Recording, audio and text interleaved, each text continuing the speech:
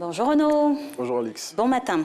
Alors, la plupart des titres de la presse de ce jour s'intéressent à la hausse des prix de certains produits de première nécessité et au retour en Côte d'Ivoire de monsieur Albert Mabry Touakeus et tout à fait aussi sur ce conducteur-là, les législatives qui arrivent à grands pas, n'est-ce pas? Oui, et on démarre sur ce sujet avec Fraternité Matin qui indique que ça bouge dans les différentes coordinations pour le choix des candidats du Rassemblement des oufouettistes pour la démocratie et la paix. Il propose à cet effet de découvrir des sections du parti au pouvoir où les choix des candidats sont déjà actés et d'autres où la désignation des porte-flambeaux s'avère laborieuse. On parle maintenant de ce retour du président de l'UDPCI.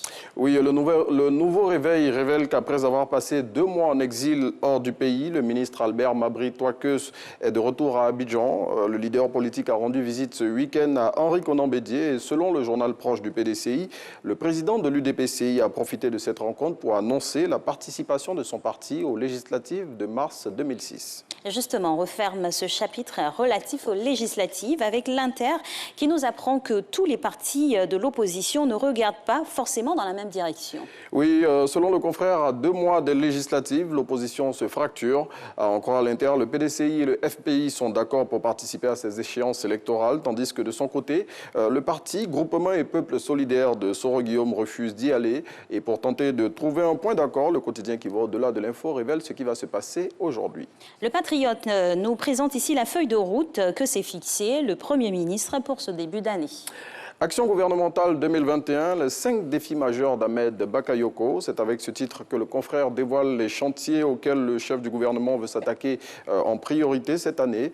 Au nom de ces priorités, on compte notamment la consolidation de la paix ou encore la vigilance contre le terrorisme et la violence politique. Plus de précisions dans le Patriote. Et l'actualité des actualités, c'est bien sûr ces hausses de prix annoncées. Les produits de première nécessité en Côte d'Ivoire, ils prennent carrément l'ascenseur. Oui, tout à fait. On assiste à une flambée des prix selon Soir Info. Le confrère, dans le papier qu'il consacre à ce sujet, dresse une liste des produits dont les coûts sont déjà à la hausse.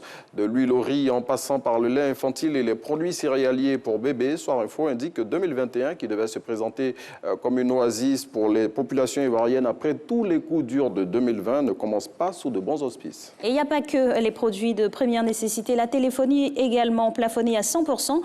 Des bonus sur les rechargements téléphoniques. L'autorité de régulation du secteur donne ici des explications. Voilà un autre sujet qui anime les débats au sein des populations en ce moment. Pour permettre de comprendre cette nouvelle mesure, la TCI explique dans le Patriote de ce jour les raisons de cette mesure. Donc pour tout savoir sur ce tour de vis opéré par le régulateur sur les bonus, il faut lire le Patriote de ce jour. C'est très important, il faut creuser, aller à la source des informations pour en avoir l'essence.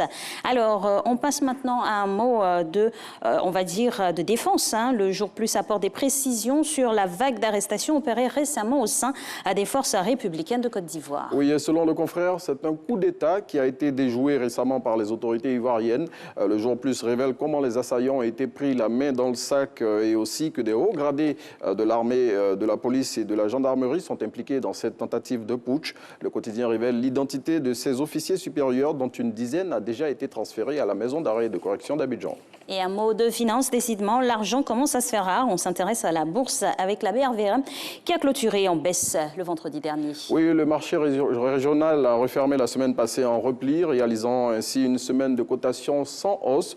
Conséquence, le BRVM Composite et le BRVM 10 se sont repliés pour la 5e fois de suite la semaine dernière. Au niveau individuel, les valeurs qui se sont démarquées le vendredi dernier sont SAPH Côte d'Ivoire, CETAO Côte d'Ivoire, BOA Côte d'Ivoire et SOGB Côte d'Ivoire. Et il faut noter que ce sont au total 152 millions de francs CFA qui ont été transigés au cours de cette séance de vendredi dernier. Merci Renaud. On y va pour le sport pour Merci, Alix. aérer tout ceci.